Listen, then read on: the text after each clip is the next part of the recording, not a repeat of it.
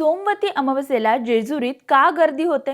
सोमवती अमावस्येच्या दिवशी जेजुरीला भरपूर गर्दी असते हे तर आपल्याला माहिती आहे, पण ही सोमवती अमावस्या काय असते आणि त्या दिवशी जेजुरीत का गर्दी होते तेच जाणून घेऊयात। अमावस्या सोमवारी येते, तिला सोमवती अमावस्या म्हणतात। ही अमावस्या सोमवारी येत असल्याने हिचे विशेष महत्त्व आहे।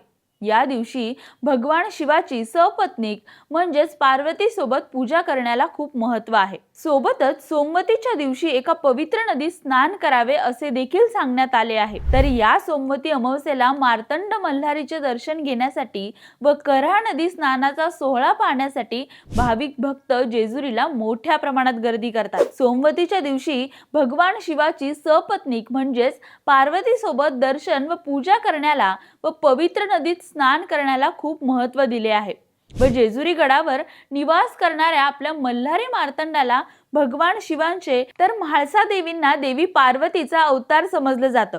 त्यामुळे सोमवती अमावस्येला जेजुरीला आलं की सोमवतीला महत्त्व असलेल्या भगवान शिवाची सपत्नीक म्हणजेच पार्वती सोबत दर्शन व पूजा आणि पवित्र नदीत स्नान या दोन्ही गोष्टींची पूर्तता होते।